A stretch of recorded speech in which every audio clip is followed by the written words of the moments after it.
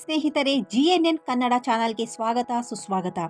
ನಮ್ಮ ಭಾರತ ದೇಶದ ರಾಷ್ಟ್ರೀಯ ಪಕ್ಷಿ ನವಿಲು. ಇದು ಕೇವಲ ತನ್ನ ಸುಂದರವಾದ ನೀಲಿ ಹಸಿರು ಬಣ್ಣದ ಗರಿಗಳಿಗೆ ಮಾತ್ರ ಪ್ರಸಿದ್ಧ ಅಲ್ಲ, ಅದು ಅನೇಕ ಅದ್ಭುತ ಸಾಮರ್ಥ್ಯಗಳಿಗೂ ಹೆಸರುವಾಸಿ. ನವಿಲಿನ ಪುಕ್ಕಗಳು ಅದರ ದೇಹಕ್ಕಿಂತ ಹೆಚ್ಚು ಉದ್ದವಾಗಿರುತ್ತೆ. ಈ ದಿನ ನಾವು ನವಿಲಿನ ಬಗ್ಗೆ ಕೆಲವಷ್ಟು ಇಂಟ್ರೆಸ್ಟಿಂಗ್ ಫ್ಯಾಕ್ಟನ್ನು ಈ ವಿಡಿಯೋದಲ್ಲಿ ತಿಳ್ಕೊಳ್ಳೋಣ. ನವಿಲುಗಳು ಎಷ್ಟೇ ವಿಷಕಾರಿಯಾದಂಥ ಹಾವುಗಳನ್ನು ತಿಂದರೂ ಕೂಡ ಅವುಗಳಿಗೆ ಏನೂ ಆಗೋದಿಲ್ವಂತೆ. ಇದ್ರ ಬಗ್ಗೆ ಪಶ್ಚಿಮ ಚಂಪಾರಣ್ನಲ್ಲಿ 25 ವರ್ಷಗಳಿಂದ ವನ್ಯಜೀವಿ ತಜ್ಞರಾಗಿ ಕೆಲಸ ಮಾಡ್ತಾ ಇರುವಂತಹ ಅಭಿಷೇಕ್ ಅವರು ಕೆಲವಷ್ಟು ಇಂಟ್ರೆಸ್ಟಿಂಗ್ ಫ್ಯಾಕ್ಟನ್ನು ನಮಗೆ ನೀಡಿದ್ದಾರೆ. ನವಿಲು ತಜ್ಞರಾದಂಥ ಅಭಿಷೇಕ್ ಅವರು ಹೇಳುವಂತೆ, ನವಿಲು ಒಂದು ಸರ್ವಹಾರಿ ಪಕ್ಷಿ. ಇದು ಕೀಟಗಳ ಜೊತೆಗೆ ಅತ್ಯಂತ ವಿಷಕಾರಿ ಹಾವುಗಳನ್ನು ಕೂಡ ತನ್ನ ಆಹಾರವಾಗಿ ಮಾಡಿಕೊಳ್ಳುತ್ತೆ. ಆಶ್ಚರ್ಯ ಸಂಗತಿ ಏನು ಗೊತ್ತಾ? ವಿಷಕಾರಿ ಹಾವುಗಳನ್ನು ಕಚ್ಚಿ ತಿಂದರೂ ಕೂಡ ನವಿಲು ಸಂಪೂರ್ಣವಾಗಿ ಆರೋಗ್ಯವಾಗಿ ಇರುತ್ತಂತೆ. ಅದರ ದೇಹದ ಮೇಲೆ ಹಾವಿನ ವಿಷ ಯಾವುದೇ ಪ್ರಭಾವವನ್ನು ಬೀರೋದಿಲ್ವಂತೆ.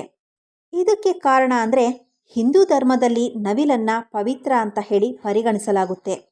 ಹಾವುಗಳನ್ನು ಬೇಟೆಯಾಡುವಂತಹ ಈ ಅದ್ಭುತ ಸಾಮರ್ಥ್ಯದಿಂದ ನವಿಲನ್ನು ಪ್ರಕೃತಿಯ ನೈಸರ್ಗಿಕ ಸರ್ಪಶತ್ರು ಅಂತ ಹೇಳಿ ಕೂಡ ಕರೀತಾರೆ. ವಿಷಕಾರಿ ಹಾವುಗಳನ್ನು ತಿಂದರೂ ಕೂಡ ನವಿಲು ಹೇಗೆ ಆರೋಗ್ಯವಾಗಿರೋದಕ್ಕೆ ಸಾಧ್ಯ ಅಂತ ಹೇಳಿ ತುಂಬ ಜನ ಕುತೂಹಲದಿಂದ ಕೇಳ್ತಾರೆ. ಈ ಪ್ರಶ್ನೆಗೆ ಅಭಿಷೇಕ್ ಅವರು ಈ ರೀತಿಯಾಗಿ ಉತ್ತರವನ್ನು ಹೇಳಿದ್ದಾರೆ. ನವಿಲಿನ ದೇಹ ಹಾವಿನ ವಿಷವನ್ನು ನಿಷ್ಕ್ರಿಯಗೊಳಿಸುವಂತಹ ಅದ್ಭುತ ಸಾಮರ್ಥ್ಯವನ್ನು ಹೊಂದಿದೆ.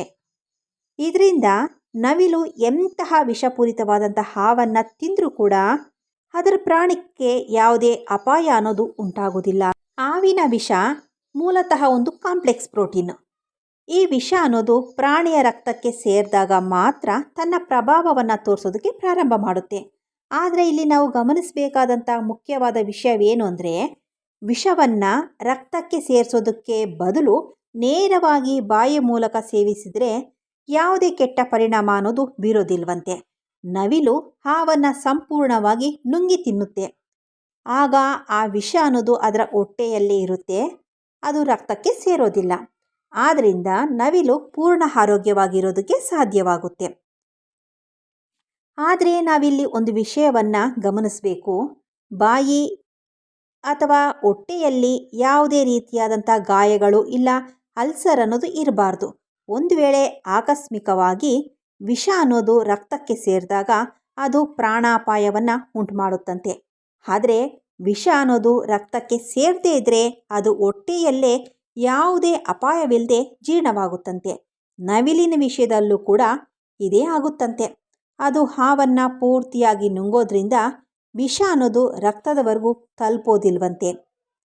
ಮನುಷ್ಯರ ವಿಷಯದಲ್ಲಿ ಬಾಯಿ ಅಥವಾ ಹೊಟ್ಟೆಯಲ್ಲಿ ಅಲ್ಸರ್ ಇರೋದು ಸಾಮಾನ್ಯವಾದಂಥ ಸಂಗತಿ. ಆದರೆ ಕೆಲವು ಜೀವಿಗಳ ವಿಷಯದಲ್ಲಿ ಇದು ಬಹಳ ವಿರಳ ಅಂತ ಹೇಳಿ ಅಭಿಷೇಕ್ ಅವರು ತಿಳಿಸಿದ್ದಾರೆ. ಇಂತಹ ಸಂದರ್ಭದಲ್ಲಿ ಹಾವಿನ ವಿಷವನ್ನು ತಿಂದರೂ ಕೂಡ ನವಿಲಿನ ದೇಹದ ಮೇಲೆ ಯಾವುದೇ ರೀತಿಯಾದಂತಹ ನೆಗೆಟಿವ್ ಪರಿಣಾಮ ಅನ್ನೋದು ಇರೋದಿಲ್ಲ. ವಿಷ ರಕ್ತಕ್ಕೆ ಸೇರದಲೇ ಹೊಟ್ಟೆಯಲ್ಲೇ ಪಚನವಾಗೋಗುತ್ತೆ. ಇದೇ ಕಾರಣಕ್ಕೆ ಎಂತಹ ವಿಷಕಾರಿ ಹಾವನ್ನು ತಿಂದರೂ ಕೂಡ ನವಿಲು ಅಷ್ಟೇ ಚೈತನ್ಯದಿಂದ ಅಷ್ಟೇ ಆರೋಗ್ಯದಿಂದ ಇರುತ್ತೆ ಅಂತ ಹೇಳಿ ಅವರು ತಿಳಿಸಿದ್ದಾರೆ.